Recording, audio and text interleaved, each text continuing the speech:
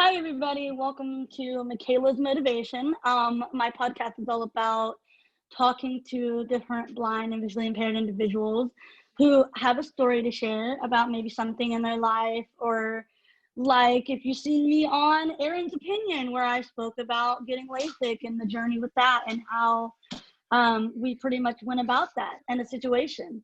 Me and Aaron pretty much came to the conclusion that, maybe it was a blessing in disguise, and that's fine. With that being said, my first podcast speaker that I have with me is Aaron from Aaron's Opinion. If you want to go check him out, I'll leave links to the video we featured with me, and you can go check out some of his other videos.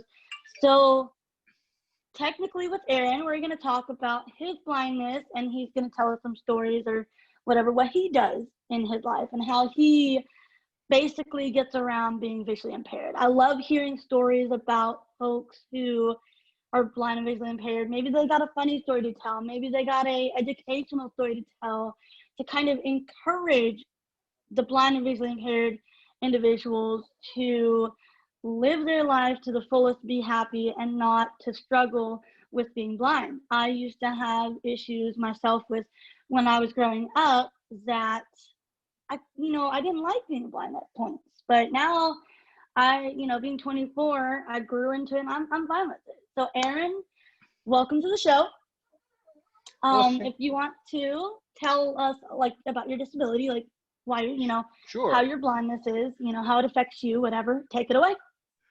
Well, why? Thank you. Well, don't mind.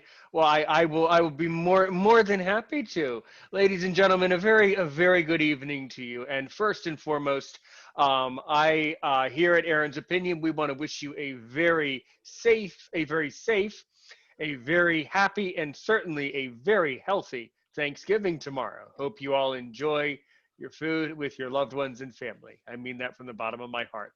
Second, so I was watching like a live stream on Facebook, and Michaela was in our group, and she was using this name called Michaela's Motivation. And that kind of caught me off guard, because it was like she was inspired by my podcast so much that she wanted to start her own podcast. And I really think that's so sweet and so touching and so inspirational, and it really shows how important it is to connect with your audience and create meaningful content. And this is a precise illustration of that. I'm so proud of you, and I'm so inspired that you created Michaela's Motivation Thank you. only after you spoke to Aaron's Opinion. It's adorable. Please keep that title. I love it. I love it. Now, Well, Aaron, I do want to sure. say before you begin, you really did inspire me. I don't know what it was, but when I seen you live and I contacted you about my story, of course, I thought this person wants to change the world and how people pursue or, take on a blind and visually impaired individual. And I thought, okay, I'm getting a hold of him. I want to tell him my story. I want it to be out there because I want people to be aware of situations like these, or just how a blind and visually impaired individual is. So yes, you were a big inspiration on me wanting to start my own podcast to motivate people to, live their life with their disability, to learn to understand their disability and come to terms with it and know that there's a reason they have this disability. Like, it's nothing bad. It's not to, curse them, as I would say, or, say that it's a bad thing to have it. It's a motivation. I want to motivate them to be like, you don't have to be ashamed of who you are. So thank you for motivating me to start Makayla's Motivation. I don't know what it was. That name just stuck, and I was like, I really want to start this myself. So thank you. My So pleasure. My pleasure. So, as I tell people, as I've had the honor of guesting on many podcasts from around the world, to which I hope I guest on many more, I tell people this, that my story began at birth. I was born with glaucoma. And I was actually, I didn't tell you when we were recording on my channel, because mhm. it would have gotten us kind of I would have interrupted myself far too many times. We would have distracted ourselves all the way to some other show and some other It would have platform. been, yeah, we would have been like totally off topic. I would have gotten too distracted at the time, but now I can kind of retrace my steps a little and tell you Yes, that. yes. So Now you can tell your story. I was born with a syndrome, medical condition. At the time, it was called Peter's anomaly. Okay, now I Hmm. believe it is called Kabuki's syndrome. I I've think, never but even heard either of those, so so okay, please tell me. well, it's all the same. What it means is that you have blindness in my case with Hmm. something else, and for me, the something else, the plus, was that there was actually something wrong with my heart, and as a Oh, 3-month-old baby, I had to have open heart surgery, and this was back in the 90s. oh Um, man. and luckily, thanks to God, my heart was repaired perfectly to a point where now all I need to do is just go to a cardiology appointment every couple of years, but it does not inhibit my quality of life. Thanks God for that. Um, so my childhood was, to be was pretty tough. Having a disability, growing up in a rural community where the people in our community were not, not terribly aware of things, and from a disability perspective. However, I will tell you that, back when I was growing up, I guess I can say back in the 90s, things were a lot harder then. And now things are obviously a lot easier in many ways. So, I grew up in the 90s. I was born in 91. And I, had to grow up, with my blindness, and everything, and everything like that, right? Um, Hmm. so that's basically my story, in a nutshell. Now, there've been many things that I've gone through in my life. I've gone through, schooling. I have a university. I have a bachelor's degree, in international relations, and things like that. Now, um, now I am a teacher, and I teach English as a second language. And when I'm not doing that, I'm creating my own content or my own podcast called Aaron's Opinion. You can click the link in this video, for more information about my channel and what I do. Um, I've dealt with a lot of issues in life.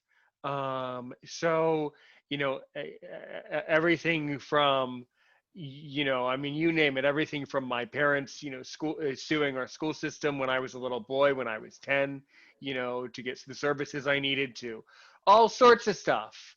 So I'm Now you quite, didn't. I don't want to yeah, interrupt you here, but you said your parents sued the school. You didn't yeah. ever grow up going to like a blind school. That's a great segue. That's a great response to that. So no, so I was mainstreamed because in my particular state, my Hmm. parents aggressively felt that it's a necessity to go to a public school. But let's Ah. let's let's let's let's walk on that. Let's walk on that trail for a minute. What do you think about that, Michaela? Do you think it's good to go to a school for the blind, or do you strongly believe in mainstreaming? What's your opinion? Well, you want my honest opinion? I'm gonna give that to you because the only thing and that's really hard for me to give you my opinion because I'm gonna tell you right now, I grew up in Arkansas for 16 years of my life, and then when I was 16, I moved up here to Oklahoma, and I went to two different blind schools in my life. I've never been to public school. I've only been to blind school. And I will say that honestly, if I had been in a public school, I think I would have failed and I would have not gotten my diploma because you just, other things that go in with my blindness, I do have uh I don't know how to explain it. Like I don't think this was really diagnosed or anything, but my mindset sometimes can be younger than what my age is. To where sometimes, I mean, everybody's got a kid in them, if you know what I mean by that, Aaron. Everybody acts like a kid sometimes. They have that kid side, that's just them. But some people can control that side of them more than others, and that's okay. People know when to be adult-like, and people know when to be kid-like. They know when to have fun and enjoy themselves. But I think that with that part of my disability, if I had went to a public school, I don't think I would have made it. I really don't think I would have graduated. My own mother, she's in the other room, and if she was here talking to us, she would tell you that a blind school was a lot better for me in the long run than a public school. Now, getting into the topic of going to two different blind schools, I don't know if you want to hear this part of my opinion or not, but I'll tell you. I do. Like I said, I I went to two different blind schools, so completely separate districts, completely separate states. One in Arkansas, one in Oklahoma. Now, Arkansas was great. I loved it. I was there for 13 years. I was there from the age of 3 to the age of 15, and they were great. They wanted to help their students thrive and grow and graduate with a diploma. They wanted us to do better for our lives. They didn't want us to not succeed. They wanted everything to help us. And now Oklahoma school was the same, but I'm going to give you guys my literal opinion about this. They were the same, but the teachers would not put any effort to really help a student sometimes. If a student asked the teacher if they could stay after school and possibly help them with something they don't know, I get it. They have their own lives, they have their own kids, but they should be able to take a couple of minutes after school to help their students. And really, it was just a big chaos. Like, I really felt like I kind of went downhill a little bit when I went to the school up here, because I didn't feel like I was getting the attention and educational help that I needed. Now, I believe that there can be some blind and visually impaired individuals who can go to a public school and possibly do just fine, because I've seen several kids at that school who's been to public school before they went, or even they left blind school to go to public school, and they did just fine. Granted, with the help they needed, things to help them strive, like, books that they can read and understand, material to help them write or get tasks done for school. Just with the right accommodations, I believe you can make it in a public school. But for me, blind school was the better option, if that makes any sense. Now, I can't really give you too much more It about public does. schools because I've never been. It does make sense, and you say it perfectly. You need to make the right choice for the student or the child or whatever that situation is. Whatever the best choice is, that is the choice that you need to be making. Right. Yes.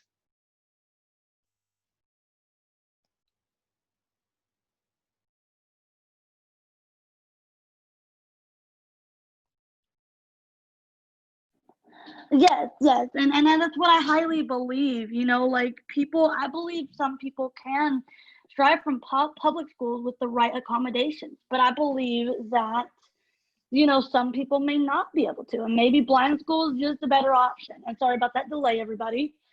But that's just my belief. And you can take it however you want. If you feel like public school is a better option, and you feel like you're doing good in public school, go do it. Keep succeeding. But if you feel like at a time that maybe you're in public school and you just don't feel like you're getting the help you need, maybe try seeing if you can go to the blind school for a little bit and see if you can further your education better there, if that makes any sense, Aaron, to Yes, you, it does. It does. Yeah, sure. It really heavily depends upon what the student's needs are and the situation.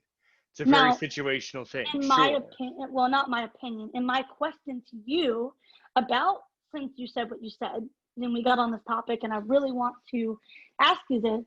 When your parents did sue your school, and did you end up getting the help you needed, and do you feel like you got, you bettered from it? Like, do you feel Yeah, like once you got the those answer. accommodations, public Right. school The was good? answer. Well, and that's a very interesting, a very interesting question. The answer is yes, but there are still many issues going through the school system. So. Okay, and that's Right. good to know. I am terribly sorry, y'all. I have family. I'm sorry, but and that's good to know. That's something I was curious about, Aaron. Sure. Like, do you feel like that bettered you? And that's glad to hear that it did better you in the long run. You didn't feel like you were lacking, so you didn't need to switch. And I feel like if schools turn down a blind individual or visually impaired individual, then okay, there's a right way to do that. Sue the school or find a way to, get that help you need to better you. But if you end up not winning, would you have, if you wouldn't have won, do you think you would have ended up going to a blind school, or do you think you would have probably gone to another public school? Um, I mean, understand I was 10 years old when it happened. I was just a little boy, and now I'm Mm-hmm. 29. So understand it happened in 2000, 2001, a very, looking back at the years, a very, very, very long time ago when we stop and think about it. I've Mm-hmm. never stopped to ask. I never stopped to ask my mother what was the plan. I mean, the plan would have been at that time, at that point, that my parents would have just, obviously appealed the case. It's kind of a complicated story. Um, Mm-hmm. and stuff like that. I guess they would have appealed the case to the next judge, on the ladder, I guess, above the judge. I don't know. I don't know what the plan B was. The concept was at the time that what was going on was no longer acceptable and that I needed the services that I was entitled to. So it was kind of one Mm-hmm. of those, failure is not an option moments. And it was kind of one of those things where, well, we aren't even going to talk about what happens if we lose because it's kind of a must win. It's kind of a must Right, win right. situation. And I So understand. yeah, And hopefully that but it, question it is wasn't it too is a nosy good for you. it is a good question though. I don't know what the other plans were. Um, I mean, I think yeah. you could have, if y'all did have to, y'all could have probably found another public school that would have been greatly honored to possibly accommodate you, or, blind school, whatever your option may be, and that's good. I'm glad that you did get that education you Hmm. really needed, and that's good to hear. I'm glad, because I hear a lot of stories about people who go to public school and they're blind and it don't do so well for them. And then there are some that it does, and I'm glad that public schools can help when they do, for the ones who really can thrive from it and actually be accommodated and, make it through. But if there's people like who may have a little bit more to their disability, like maybe they just, they have oops, good Lord. Maybe they have blindnesses, with their blindness, but they also may have some mental disabilities to it, that maybe they need a little bit more help than a lot of blind and visually impaired individuals. So they, would be better off probably in a blind school. Now, if you don't mind me asking, what is your career? What do you do other than podcasting, of course? Sure, sure. You can ask all of your questions. So my career is I'm a teacher. Okay. Now, I want to, before I ask anything else about you being a teacher, Yeah. I want to understand your sight. Um, Okay. I don't know if I've ever told you about mine. Mine basically, I can see out of my right eye. I cannot see out of my left. But I can see out of my right. Now, the buttons on the screen, if I tap my screen on Zoom, I can't, I can see them pop up, but I can't tell you which one's which unless I memorize it. I can see you right now and everything, but I can't tell your eye color because, small. So my thing that gets me with my disability is small print. And when things are further away, they sort of get smaller, so they're harder to see. Now that's me. And I always believe in asking the individual who has the blindness or the disorder, because they're the ones who can better explain it to you than maybe more of a parent or, somebody who knows. They may know some, but they can't tell you exactly. My family used to tell me I could only see shadows and lights, but that's not it. So you, Aaron, what is your sight? How, because I noticed you use voiceover, and I do to a point when I'm maybe reading long passages or something, but I don't normally. I use Zoom and everything on my iPhone and devices to do it. So what is your sight? Like, pretty much educate us on your vision. It's a really good question. The best answer is I don't know. The only way I can describe it, and it's not really describable because this is kind of one of these questions where philosophically there's no Mm-hmm. right answer. which Right. means then there's no wrong answer. The only thing that I can describe is my perception of what Okay. I think I'm seeing. Because seeing is actually not what the eye does. The eye basically in short is a camera that basically pulls in Hmm. light and takes pictures of our environment and then sends the signal to the brain for interpretation. And So it's the like question honestly constantly like 1,000 or a million so little pictures. so I like how you perceive that. Like well, I that's like. basically that's a summary of what the organ of the eye does. It is a camera Hmm. that takes pictures for our brain to interpret. Yeah. So the question is, it's not really your eyes, it's it's what how does your brain perceive and process the images that are coming in, you know? Well, I'm glad you educated me on So that because I didn't remember that. So I'm yeah, glad you told it me is that. tricky. It's a tricky thing. So vision is not what your eyes see. Vision is your perception of the information that your eyes bring to your brain. Okay. Now, I will tell you that physiologically, what happened with my eyes is that because of the glaucoma, and Hmm. because of the cornea damage, they've had to have 7 different transplants. All of which, as I said, may or may not have said it last night. I forget now. It's fine. I'm so glad all this gets uploaded to Well, see, YouTube. It's not because you because had yeah, more transplants than me though. I've had a right, glaucoma implant and a glaucoma transplant, but I have an implant also where I have a tube in my left eye. But I've only had 3 cornea right, transplants when you've had 7. So right. you had Because a you're lot much more than me. because you're much younger, because you're significantly younger. So Hmm. when you were going through that, they had already decided that what they did to my eyes, it was fine for them to do it at that time, but they discovered that there are better and more effective ways of basically getting your pressure under control. That's what the tube is for. Hmm. Um, Yeah, I, and I I'm completely right. understand that. You So know. yeah, what they would do is they would do a surgery. Um, I'm not going to bore you with medicalese, but No, it's they did in the early 90s. They would do a surgery and they would try to drain the fluid. Is basically what it does. They would drain the fluid, Mhm. but when you're a baby, your eye heals up too fast and the fluid just builds up even faster. So it seems silly at the time, but that's that was the state of the art procedure of that time, Right. performed by a doctor who is the best in the world. Has since retired, well deserved. Mhm. Very older man now. He's retired, but yeah, that's what they would have done, at that time. And um, yeah, I mean now maybe you're 5 years younger at least. You're at least 5 years younger than me. So maybe by the time that you were needing to have surgeries, maybe they were kind of getting into better technology and implants. And just the other thing that I mentioned about the eye that I think was we're starting to figure it out now more than ever is that the eye is incredibly sensitive. So Yes. any any thing, any manipulation or any surgery is basically a disaster for the eye, even if it's perfect, right? Even if you Right. go to the best doctor in the world in Baltimore and Washington D.C., even if you go to the best doctor, okay, that's not alleviating the trauma to the eye as an organ from the operation.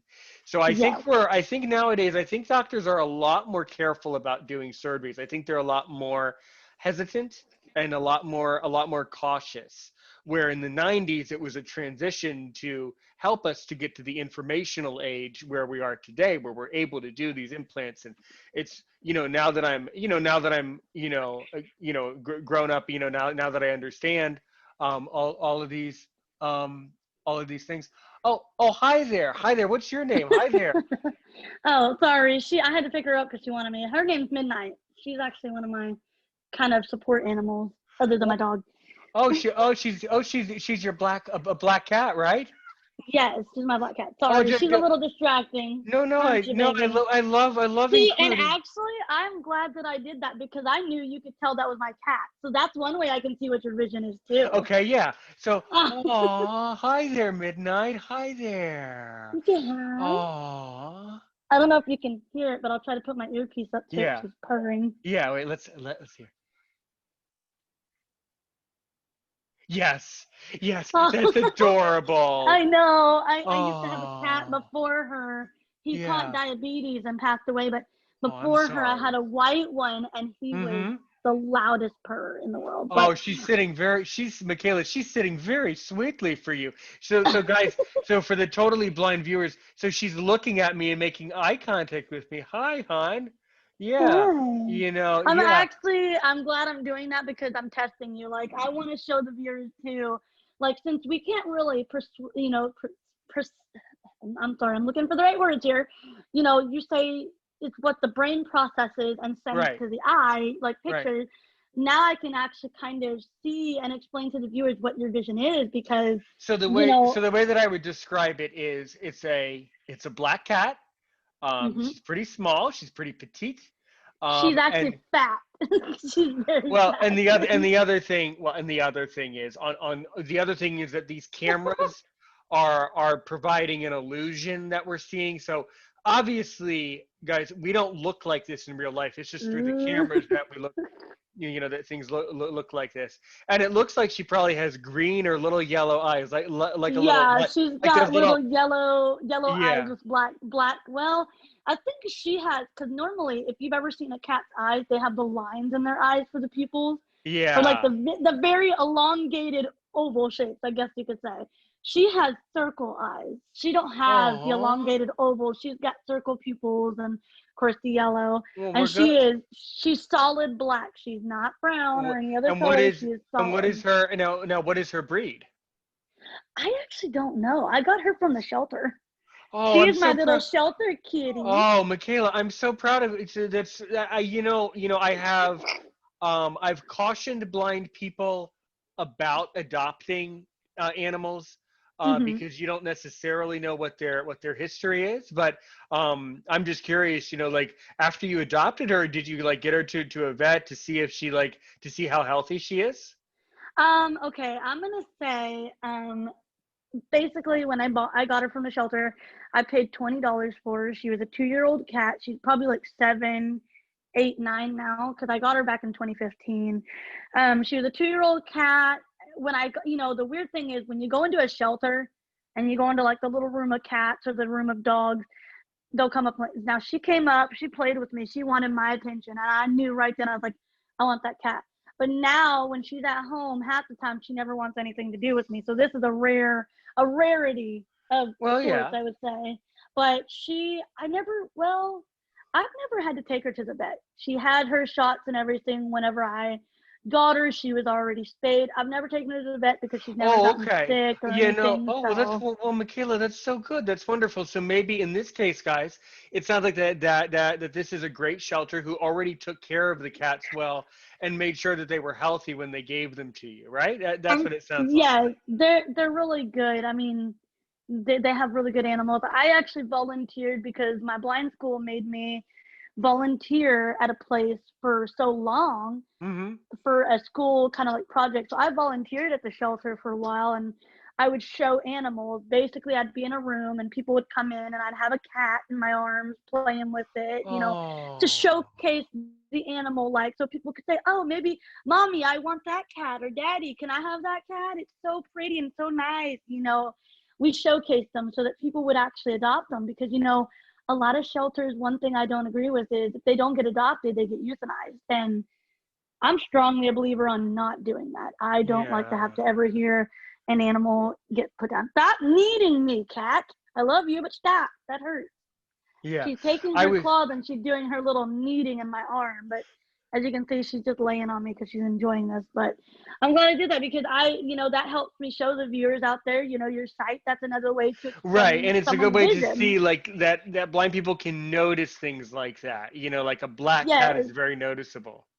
And you can Hmm. actually give detail. You've got enough sight to say details of her, like you can probably see her ears or her little face or her eyes. You can Yeah, well, point I out love things. I love the. I mean, I'm more of a snake person, because my dream is to have my own Oh, snake. I love snakes. I love snakes. I want to get one, but I Oh, haven't I'm found the so. right one yet. Oh, I would love to talk to you about snakes. I would be, Yes, I I would be love snakes. delighted. I would be delighted. Oh, this is gonna get crazy. This But is gonna now, get crazy. do you have a snake? No, sadly not. Sadly not. Darn it. Because what you thought I would just give it up? What No. come No, I wasn't asking that at all. I was just asking if you had a snake because I want to know how a blind person takes care of a snake.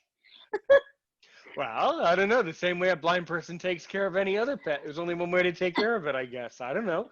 Um, Well, I either want to get a snake or I want to get a little white mouse like what you would feed a snake. One of those. But I don't know. I really want a snake though. But like I said, my apartment is kind of small. I'll have to show you an apartment view someday. But my apartment is kind of small, but I'm trying to find the right snake. I don't want one that will bite people. Well, I understand biting. It's just a nip, but I don't want a pretty much a cannibal snake, someone that eats a snake that eats meat. I want a like a carnivore or like a mouse snake, something that may eat crickets and mice oh, and well, not okay. people. So I love God, I love talking about this. God, this is just. Well, wait a minute? Why didn't you bring up snakes last night? I would have talked about snakes on my own show. Actually, that would have kind of been weird. Hang on, I gotta put Sticky back up. Y'all fell.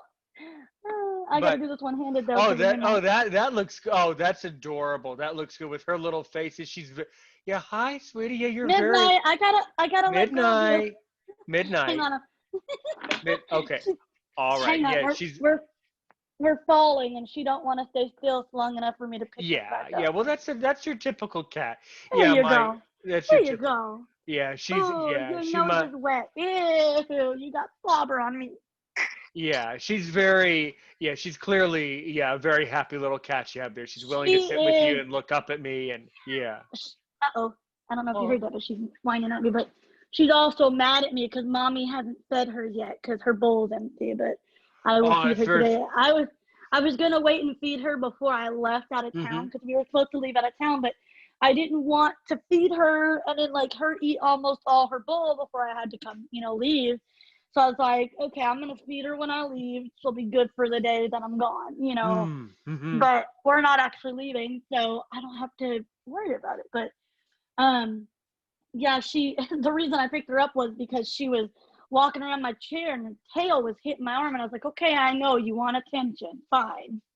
Oh, that's so sweet. Yeah, no, we don't. No, we aren't cat people. It's funny actually because my uncle Hmm. always has like 5 or 6 cats, and I recall that he had a cat just like that, one of those jet black ones. It's so Oh pretty. yeah, They're real. Those are really sweet. And then I. his cat also had those yellow eyes, and I think it's quite cute with like the jet black fur, Oh and then the little God, light, and then the little flashlight things for eyes. It's like so cute. Yeah. it is. Hmm. And oh my goodness, she just literally shed all over my legs.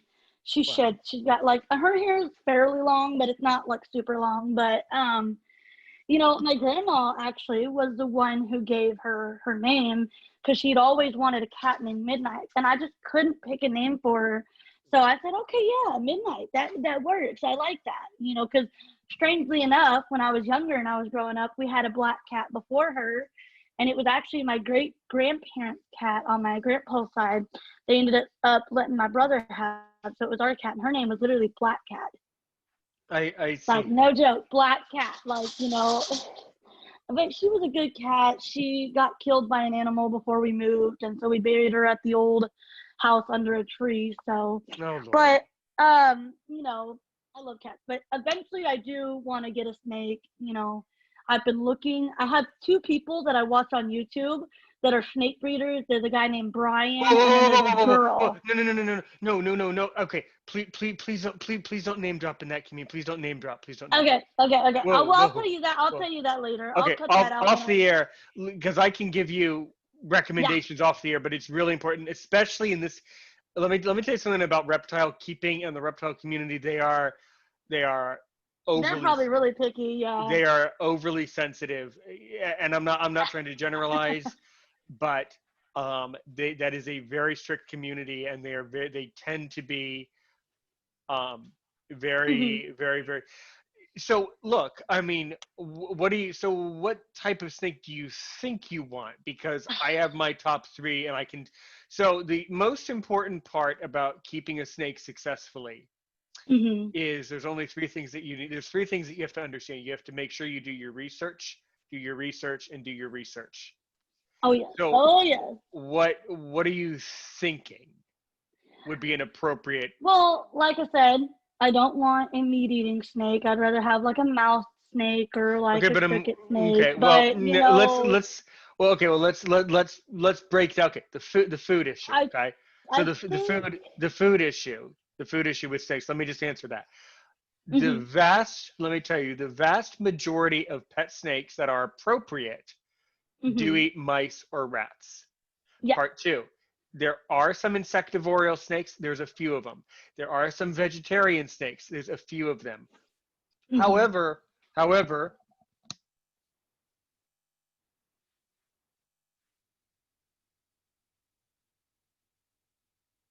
however, there are not many of those snakes. And those particular snakes, the one that eats crickets, you're talking Hmm. about a rough green snake or a smooth green snake.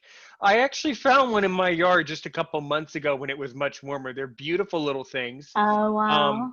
so it's called a rough green. Okay, Hmm. they are found in the United States. You can get them.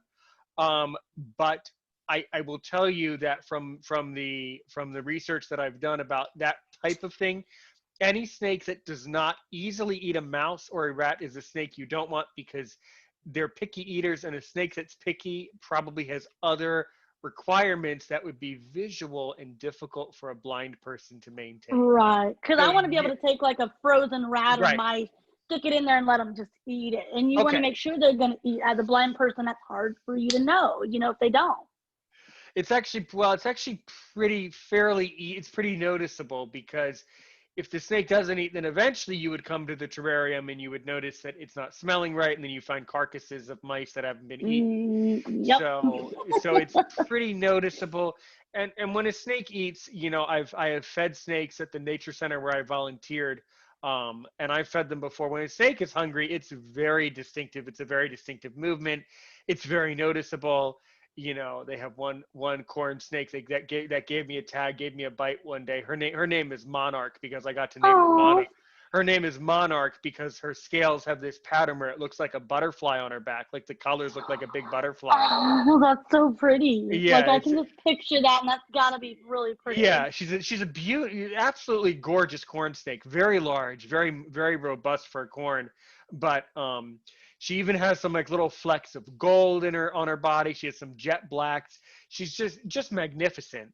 But Now, I I I, I had a but I snake at summer camp that was like a yellow color, but they named her Blondie, and she was like 8 feet long. Oh my goodness. 8 feet line. So okay, if it's 8 feet long, that okay, we're getting into a neighborhood that's what you don't want.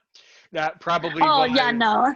So if it's 8 foot long and it's yellow, that was probably it could have been many. That sounds like maybe a BCI boa constrictor inferior, BCC boa I think constrictor it was a constrictor. boa, but I Yeah, know boa she constrictor. wasn't like a biter. She didn't bite people as long as you didn't have the smell of another animal on you. She wouldn't Right, bite. right, yeah. And But that's see the one thing the but see the nature people difference. were very persuasive on. They was like, make sure you Yeah, use hand sanitizer. She'll bite you if you don't.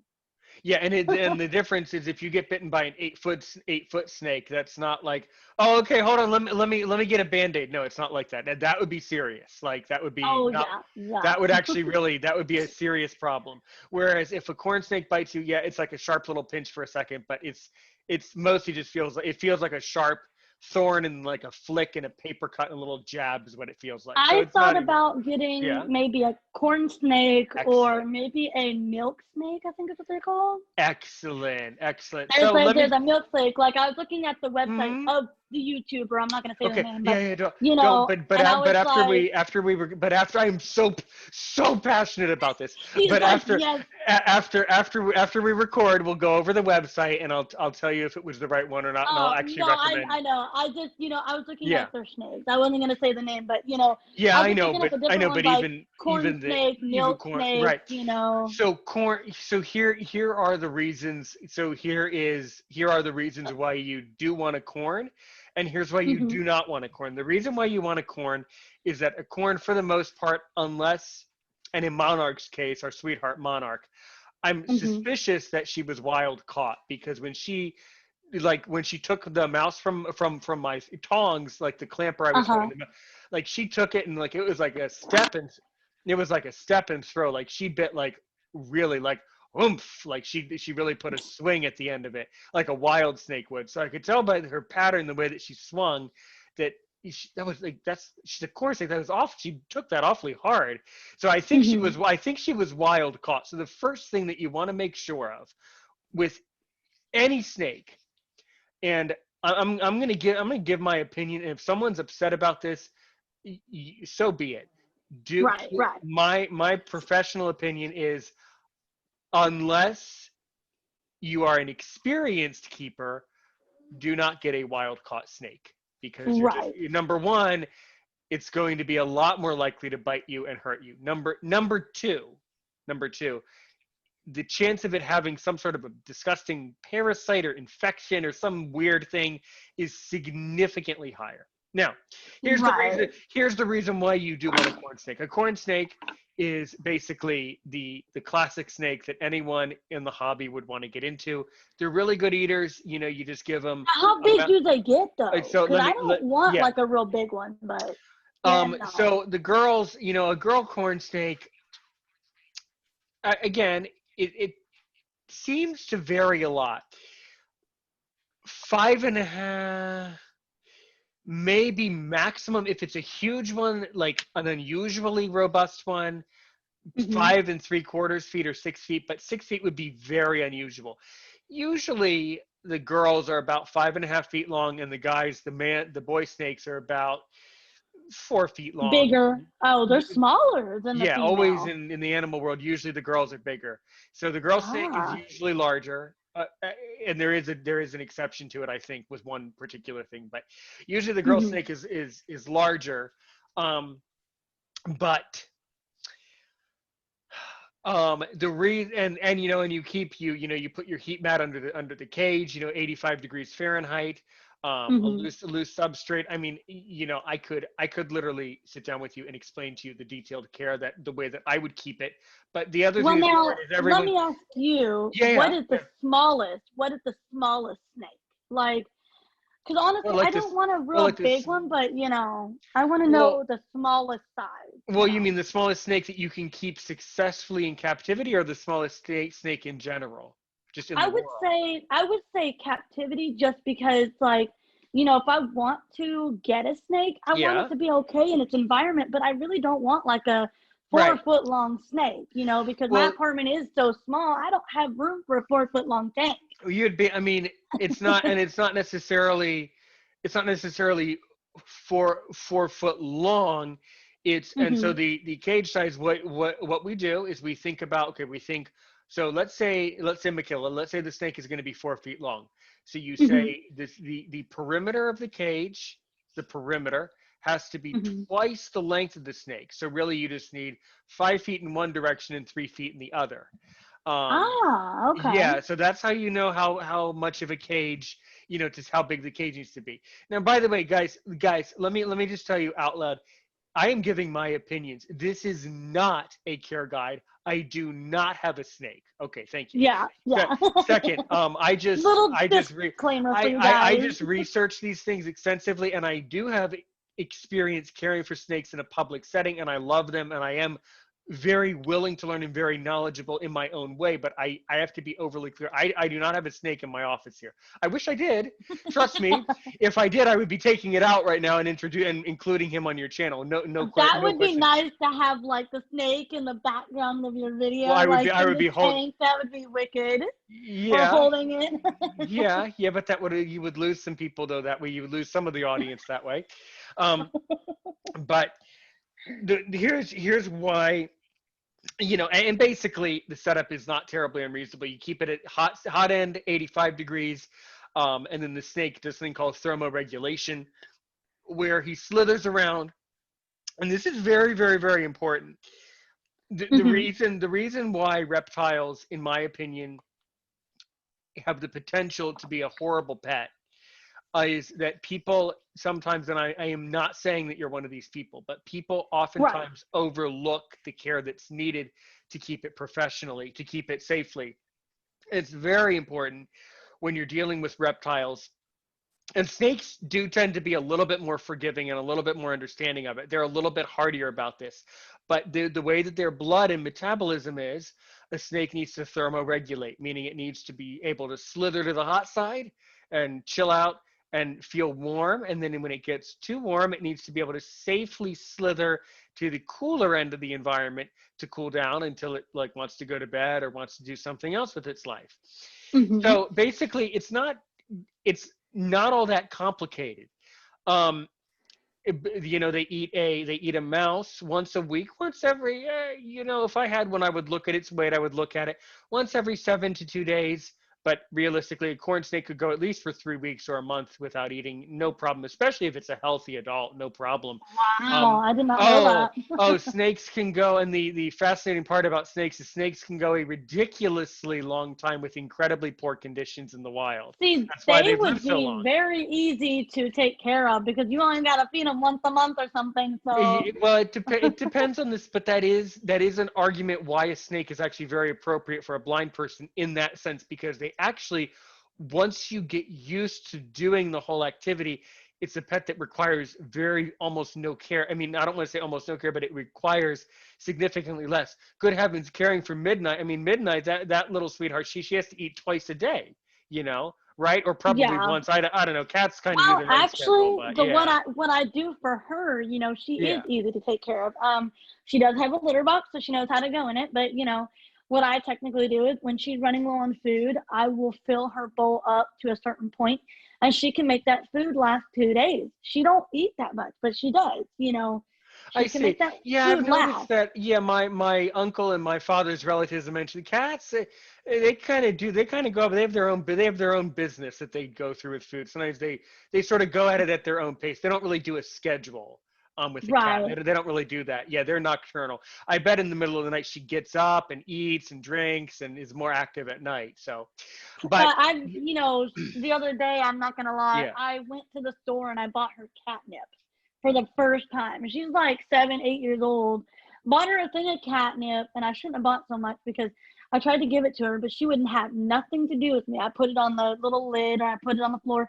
She wouldn't go get it. So I put some in her food, just a Ooh, wee bit. I didn't put a lot, because you don't really want to feed it with their food. So I put it just a little bit, and I guess she ate it, and she went crazy the other day. I was just thought it's funny. I was like, "You're high on catnip, dang it!" But she won't eat it by itself, so I gotta find another cat who may eat it, so I can give to somebody who I would get see. some use out of it. But it was just funny. It was something I kind of wanted to try with a cat. How Right. would they take catnip? Because a lot of people, this is kind of weird for me to say, but a lot of people refer to catnip as the equivalent of cat marijuana, basically. Yeah, it is. Yeah, it's a plant. It's a stimulant that I guess probably attracts the cat. I don't know. What I wonder is with catnip, did they name it catnip in science, or do people just call it catnip after cats? I don't know, really. I really don't. But if you look at the box that I have, it does say, something something catnip, and See, it nowadays says it's probably cats need to play too or something on it. It's funny, uh-huh. but Yeah, yeah. but Well, it that's does well that have well a that's true. very amazing scent though. Like catnip smells a lot better than what weed probably smells like. But the catnip I have for her, it smells like green tea and hay. So it actually smells really good. Oh, oh. Right, right. Yeah, So but good, so good. So but speaking of snakes, so to know how to feed a snake, you look at what you would do as a blind person is you would be holding your corn snake, and you would be feeling for basically the largest part of the snake's body, usually around the middle, and you think, well, I'm going to give a mouse that is around that size, but just a wee bit bigger. And that's the right. type of mouse that they eat. And then you can tell, now this is the part that's visual. What Hmm. sighted people do is they can tell if their snake is getting the full amount of nutrition, if it was the right feed, because when the snake digests the mouth bulges and you can see the snake's body bulging out in the middle. And that's how you know that Hmm. your snake is full and is getting all the nutrition. Um, If it doesn't bulge, then maybe you need a bigger mouse or something like that. One thing I would never do is, you might see it being done, or you might think to do it if you had a snake. I would never feed two mice, and Right. I can tell you why. Because the action of a snake sucking in a mouse, and I've seen monarch do it. I've seen the snake that, my snake buddy do it. They don't Hmm. really eat it. The purpose of a snake is to basically keep mice away from people. So they kind of they vacuum it in and they suck it in. Well, they have this tube thing, and then it's like a big tube, and it just, they just like slurp it up. So they don't. I love watching a snake eat. Yeah, Like, I'm not gonna it's so lie. fun. It's so fun to watch them eat, and and they drink water, and the drinking water is cute too. But the eating, they just like suck the mouse down. So that, when they do that, they're using their muscles, and that uses a lot of energy, and that uses up a lot of their Right. metabolism. So what you want to aim for is, you want to try to get I would try to get a one take bite, where they take the mouse the first time and they eat it and they keep it down, and then the mouse expands and you see their body getting the nutrition. That's what you want. Hmm. Now, now, am I going to lie to you? Am I going to tell you that you will never have an experience where the snake coughs it up and then they're stressed out for a week? Weird stuff happens, but if you practice the right husbandry, yeah, husbandry, that's the word, initially, then it's a lot easier. Now, you were Right. wondering, I said there's a reason, I want you to remember what the reason is. There's a Hmm. reason why I would not get a corn snake, or I don't know, I might still get one someday. I have like my dream snakes on my list of some of the characteristics of certain things that I really like. Right. Here's why I wouldn't get a corn snake. They can be very, very fast, and they can easily get away from you if they want to. They can easily Oh yeah. slither away. They don't do it often, but if they want to just take off and just hop off and just sort of scamper away, they do, and it's very difficult to catch them. So it doesn't scare me enough not to get a corn. I would be able to handle it because my usable vision, as you saw. Hmm. However, you still have to factor that in. Are you confident enough holding it where you're able to control it enough where you don't scare it enough so that it won't run off? Right. So that's a reason not to get a corn snake, is that they can scurry away. Next, next snake. Do you have any other snakes that you have questions about, or that you've kind of had on your dream list? And I'll tell you. Well, I don't really know of any other ones on my list, Oh, but I can talk about them then. Good. right, right. My main question was, because I don't know if we ever Yeah. answered it. What is the most smallest size of a Oh yeah. snake you can have in a habitable captivity? The Yeah. smallest. So they're called the genus, and I'm not trying to get too biological, but the genus is a genus called Antaresia. Okay, Uh huh. this is a genus of python from Australia. So you got the pygmies, you got the spotted, you got the Stimpsons, and you got the children's. Yes. All right, give them a hand. I think I got all of them. Yay! Okay. Now, of course, now we're gonna get somebody in the comments. No, Aaron, no, you aren't a reptile person. No, you missed one. Okay, well, comment below. Okay, send in your complaints then if I missed one. But I think I got the Antaresia genus. I think I got all the four of them. Now, those snakes come from Australia. They Hmm. The reason why I don't want it, Michaela, is because they're just really little, and I would be afraid that I would just drop it. They're just awfully. Well, how little They're do they get, or how big do they get? I should like say. the little guys are like 2 and 3 feet long. And that's really tiny, because if they wrap around your hand, that can be significantly smaller. So you kind of want a snake that has some muscle, has some robustness to it, so that Hmm. if something, like, if you were to like accidentally touch it the wrong way, it wouldn't hurt it. I don't know, these little guys, the Antaresia genus from Australia. I mean, I've seen them on YouTube. I've never met one in person, but I've seen them on YouTube a lot. They're popular. I mean, you can get one. um but I would the love just a small one, just because I really don't have a big place, and that's why I asked. right. Well, then probably, Size wise.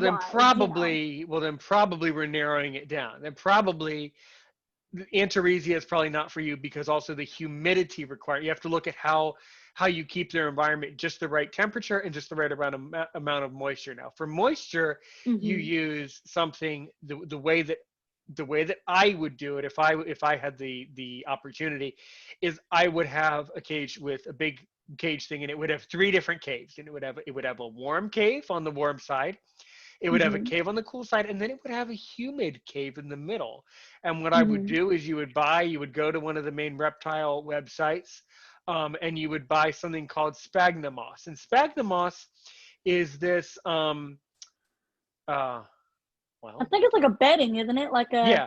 material you put on the bottom of their, tank. No, that's something different. And that's a little Ah, bit more okay. complicated too. So basically, you know, you would use, you would use sphagnum moss, and it's like a moss. It's like a grass-ish mush kind. It's like moss, and you get it Mhm. wet with a spray bottle, and you have to keep it basically damp enough so that the corn snake can go inside there, and when she's ready to shed, she'll know, okay, I need to get my scales wet so I can peel off and start over again. Now, if it's not wet enough, the snake has what we call stuck shed, where you have pieces of shed that didn't come off, right?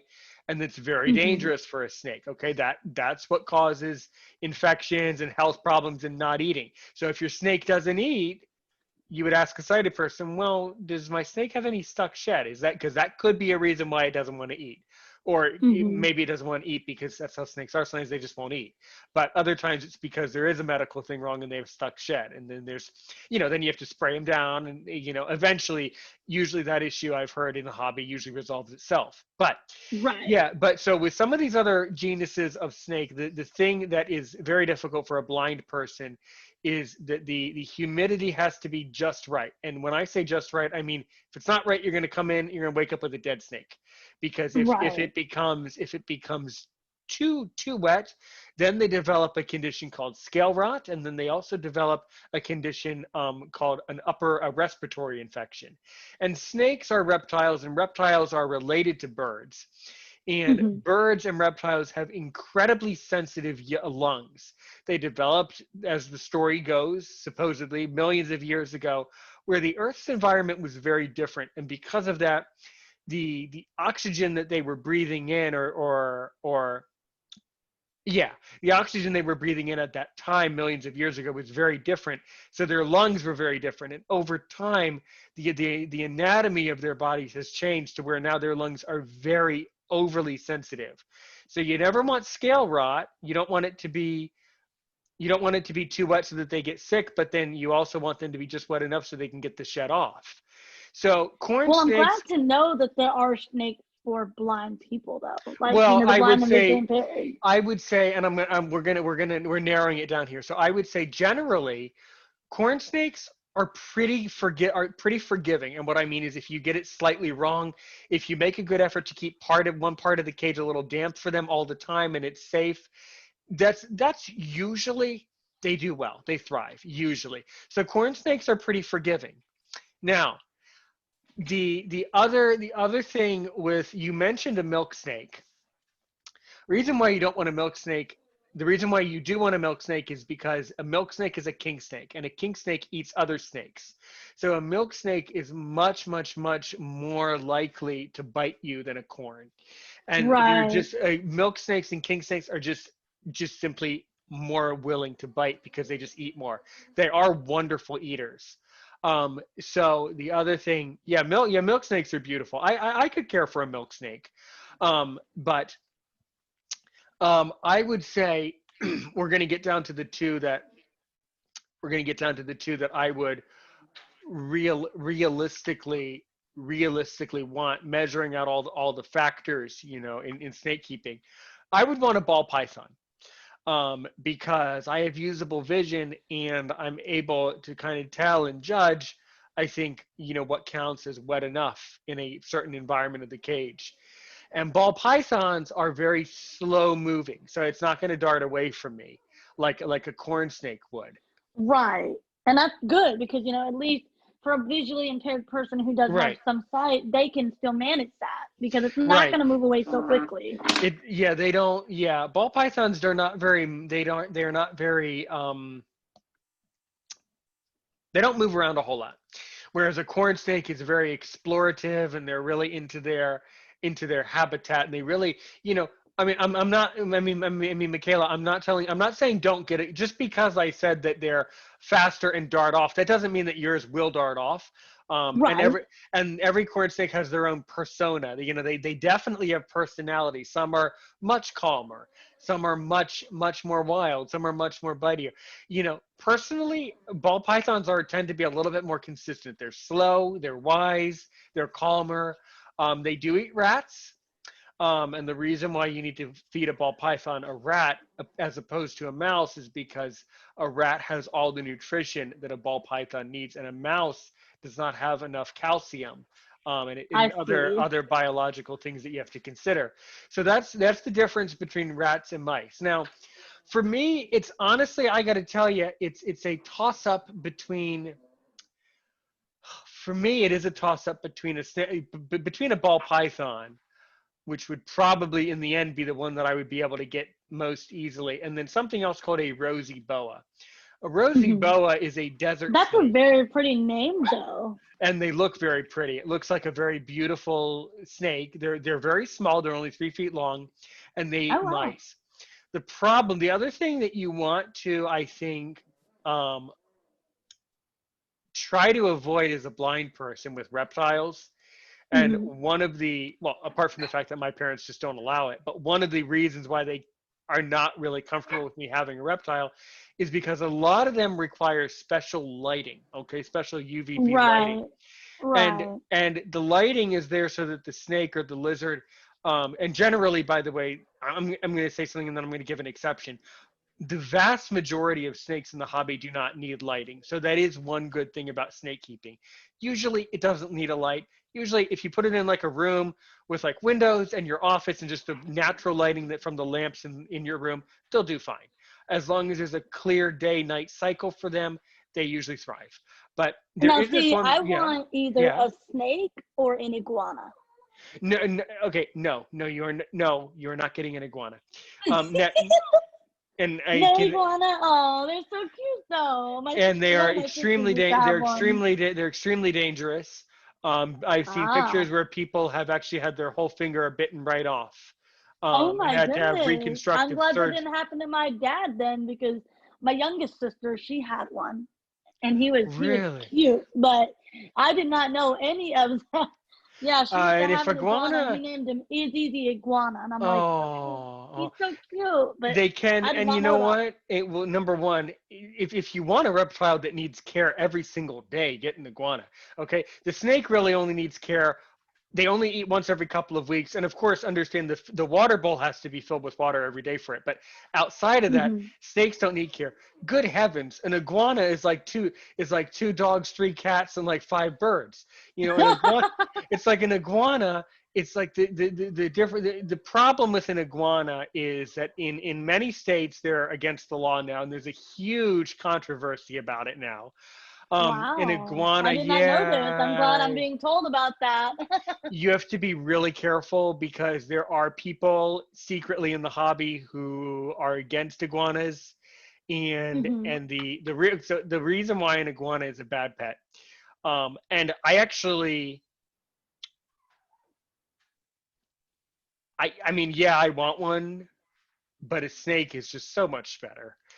For so Right. many, a snake is just such a better choice, and the snake is just a far more reasonable thing to want. Um, the reason why an iguana is not good is because number one, they need very specific lighting. Now hush. Okay, quit. You're ruining it. Now stop. Be quiet. Sorry about that. Why? Hello to our next animal friend. Okay, get calm. Okay, let's calm ourselves Calm there. you.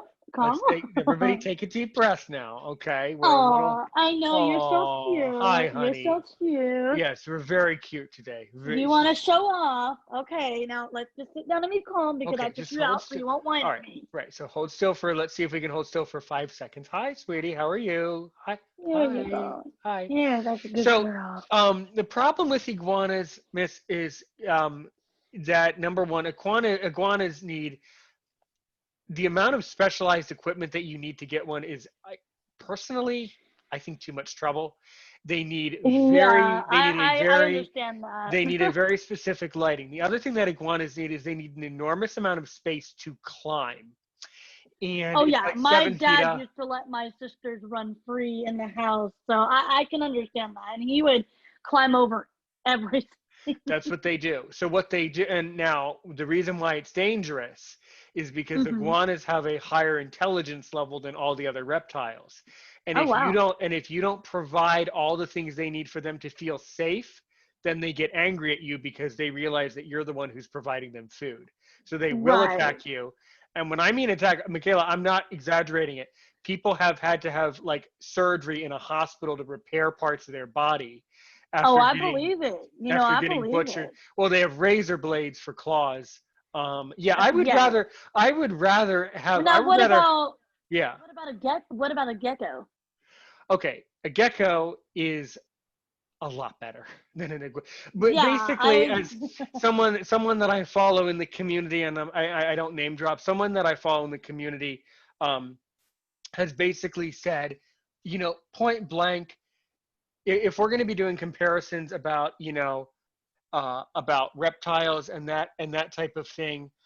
Um, basically, basically um, every animal on every reptile is better than the iguana, and hmm the iguana is the worst choice. oh, there you go. So the worst choice that you could ever do is get an iguana. So I'm going to tell you Well, that. I'm steering clear of iguanas now. I mean, they're cute, but I don't want one of them And when now. they're, you know what, and when they're cared for properly and with people who have all the right tools and equipment, it can actually be a really interesting pet, and they can be perfect, Right. but the vast majority of the time it's a bad choice even for an experienced keeper is the logic. It's a really bad Right. choice even if you know what you're doing. It's still a bad decision usually. I would, yeah, if Yeah, even if you were the best, I bet, I could see even if people you being know. very cautious. Yeah, you got to, and you never know. Iguanas can turn on you in a heartbeat, and like people have lost a finger. You can, because their teeth are made for ripping plants from high trees, so they have like a razor blade thing in their mouth, and they can just butcher you if they want to. So I am just really yeah. glad that, with my dad having an iguana for my sister, that never happened to me because I would Well, be and like, you give know, credit. You know what? And give credit where credit's due. Maybe your father probably knows what he's doing, and maybe really was caring for it properly. oh yeah, So he's had iguanas, he's had chickens, he's had bunnies, he's had dogs, cats, he's had goats even. So I believe yeah. him. He takes care of animals really well. So basically, you want to avoid a reptile that involves lighting. So I would say for you, I would say the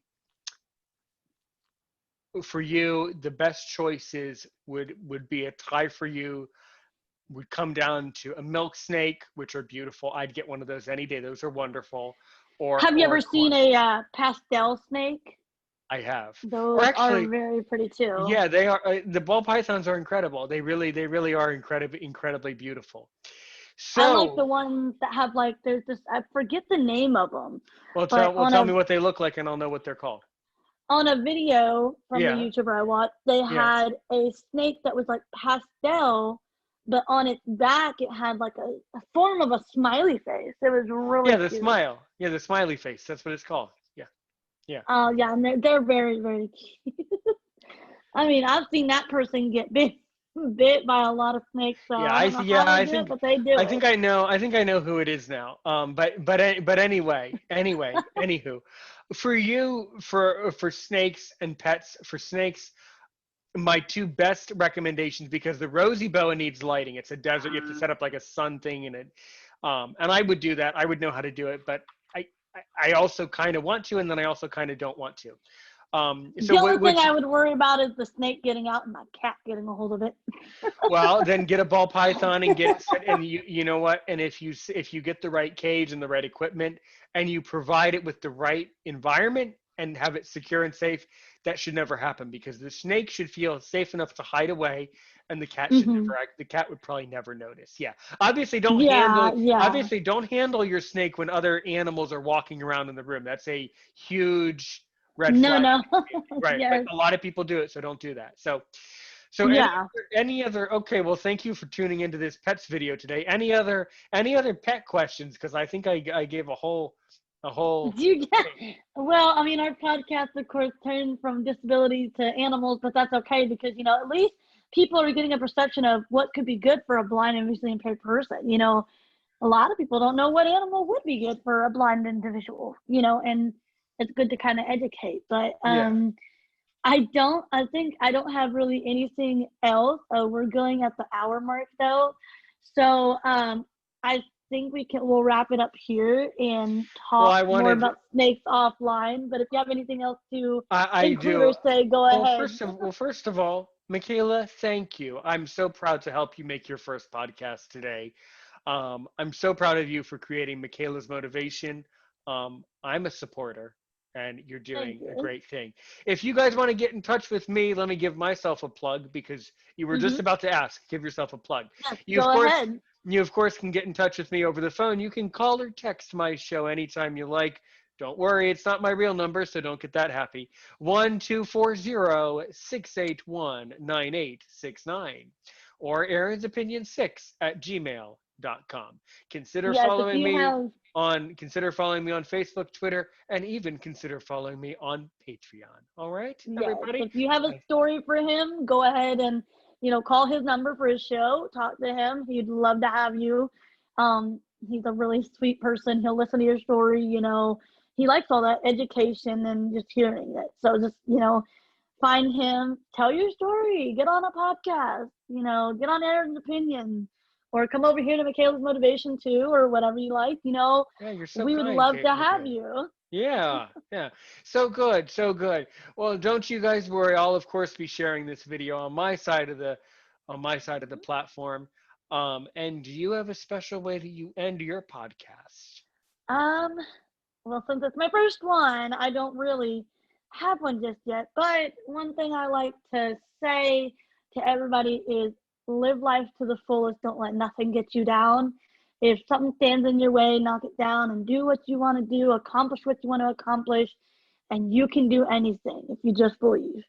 And with that being said, thank you, Aaron, for coming on Michaela's Motivation. We will definitely have to get on Facebook after the show and talk about our snake loves and all that, our love of snakes and just everything. And I really appreciate you being my first guest on Michaela's Motivation. I think I might Immense have honor and pleasure. another person that I'm going to be interviewing real soon too, but I got to figure out how I'm going to record that interview. But, I really appreciate you coming on for the first show. It means a lot to me, and we'll see you guys next time on Michaela's Motivation.